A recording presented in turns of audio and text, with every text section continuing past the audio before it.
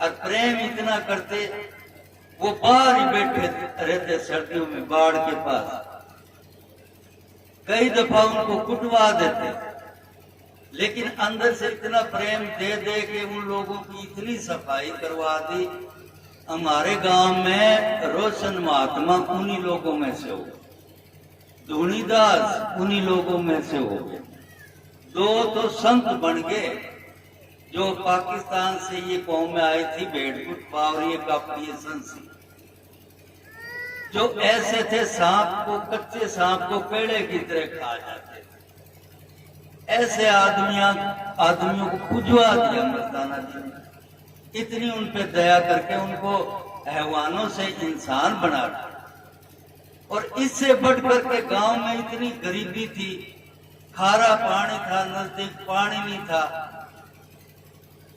तो मस्ताना जी को लोग कहने लगे थे प्यास से मरते हैं, नहर बंद हो जाती है, 4 किलोमीटर दूर नहर पड़ती है, पानी लाना बहुत औखा होता है, आप पानी मीठा कर दे। मस्ताना जी कहने लगे हो तो जाएगा, फिर लोग हमारे पास सिर्फ यही कहेंगे कि ये करामाती है, और लोग बस इसी के चक्कर में हमारे पीछे पड़ जाएंगे।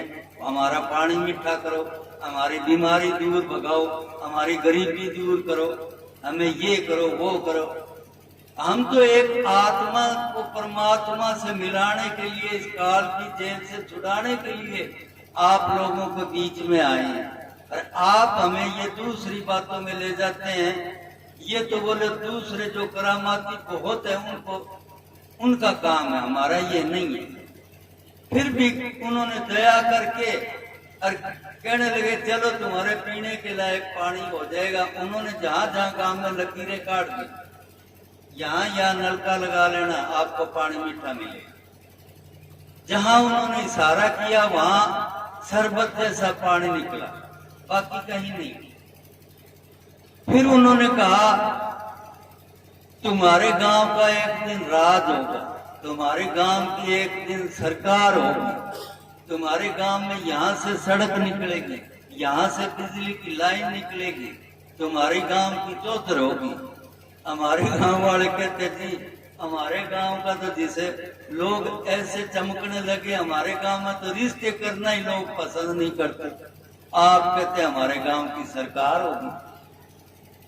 कहते देखना तो सही। अब उन्हीं गांव वालों के अंदर एक गरीब आदमी, ये भी पाकिस्तान से आए थे, भजनलाल, हरियाणा के मुख्यमंत्री, आपने सुना होगा, बहुत ही गरीब आदमी, 36 पापड़ बेले, खिजूरी गांव के अंदर वो जाके बस गए। उनकी गोद थी मंजू बिश्नोइयों में, और उस गांव में सारे मांझू रहते हैं। तो वो कहने लगे ये भूखे नंगे मांझू हमारे अंदर आकर के हमारे ही नाम को बट्टा लगा दिया। उन्होंने उनको गरीबी की वजह से अपने गांव में रहने नहीं दिया। वो खिजूरी गांव छोड़ के 5 किलोमीटर हमारा गांव है, जैसे यहाँ से लालपुरा है ऐसे, वहां से महमूदपुर में आके बस गए और लोगों की जमीन बांटने लगे आध पे या हिस्से पे। इतनी गरीबी उनके भजनलाल हमारे गांव के अंदर ही ब्याया हुआ था, हमारे गांव की भांजी थी, लालवास में ब्याया हुआ था। तो हमारे गांव में उसकी नानेर ससुराल था। उनका जो घरवाली का सगा मामा मस्ताना जी की सेवा में रहा करता था, उसका नाम रूपा बिश्नोई था।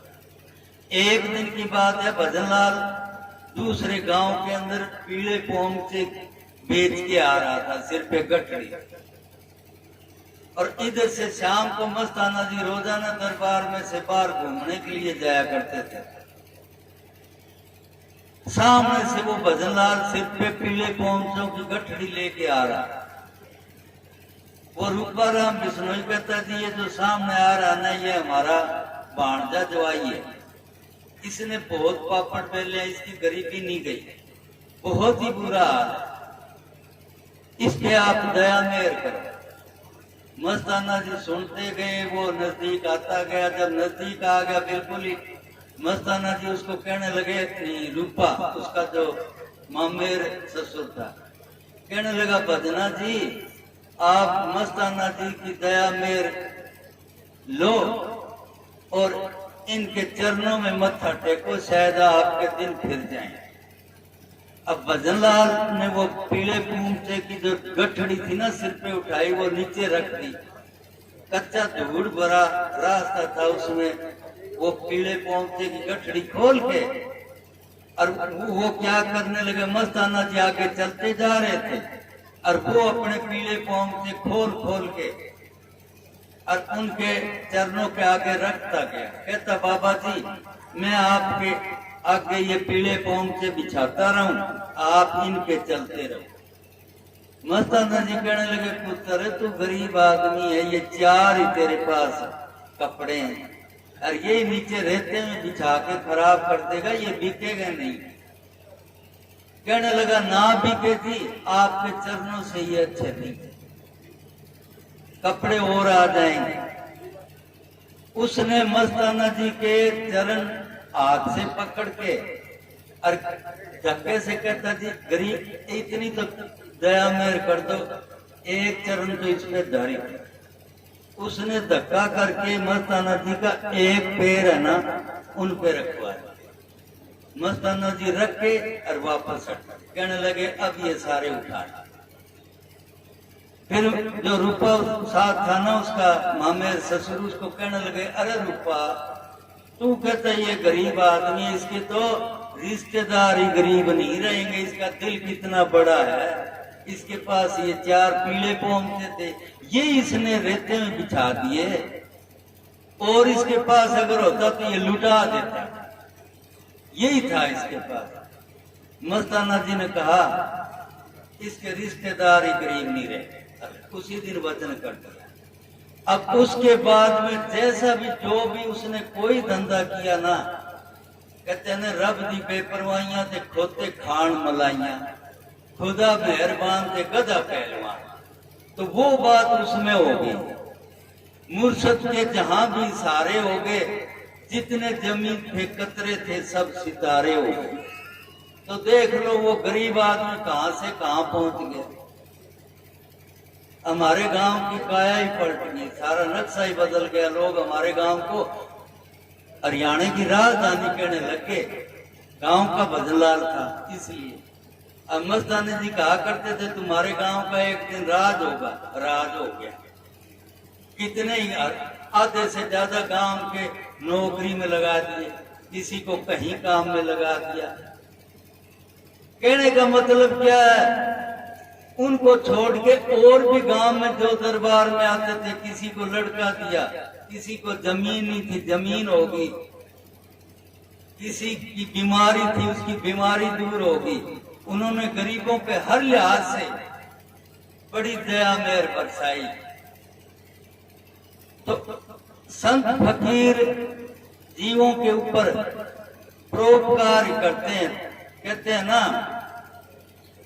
तरवर सरवर और नदी चौथा वर्ष में परमार्थ के कारण इन चारों ने धारी थे। नदी होती है वो अपना पानी नहीं पीती, दरखत होता है वो अपना फल नहीं खाता, और ये समुद्र होता है ये अपना पानी नहीं पीता। इसी प्रकार संत होते हैं, वो दूसरों की भलाई है, सारे दूसरों का परोपकार करने के लिए होते हैं।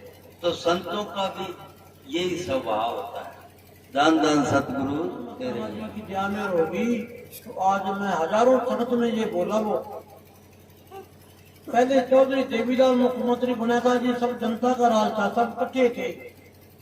तो चौधरी साहब कहता है मैनेजर साहब जी को, दिवाली वाले दिन जेल में आया था चंडीगढ़ से, तो बाबा जी को कहता है आपको एक नाल लगवा दूंगी, तालाब में पानी पड़ जाएगा। बाबा के नबी नाल तो लगवा देगा, आज तेरी सरकार है, कल कोई और आगे तो पटा देगा। तो नहीं जी। तो 2.5 साल के बाद भजनलाल आया, कोई बात नहीं कही। बाबा जी वो कहता जी मैं एक गरीब घर का लड़का था, इस जगह पहुंच नहीं सकता था, ये संतों की रहमत से मैं यहाँ पहुंचा। अपनी हकीकत बताई, रोने लग गया। देखो संतों की रहमत हो जाए तो पिंगली पहाड़ पर चढ़ जाते हैं भाई। गुरु पंजवें पातशाह के टाइम, पंजवें पातशाही सिखों में, तो गौने बजाने वाले कहने लगे कि हमारा काम तो हमारे सिर पर ही काम चलता है संतों का, ये गाना बजाना करते हैं इनका काम चलता है। उन्होंने बुलाया सत्संग में, तो गाने वाले आए बोले, तो संतों ने गूंगा बैठा था जैसे वो जगीर बैठा है, कन्ने बुला दी, ऐसे डंगोरी लगा दी और लामा करवा दी कुर्बानी की गूंगे से, गूंगे आदमी से लामा करवा दी। संतों की रहमत होगी, संत राजी हो जाए तो वही पिंगले पार पर चला देते हैं। हाँ जी।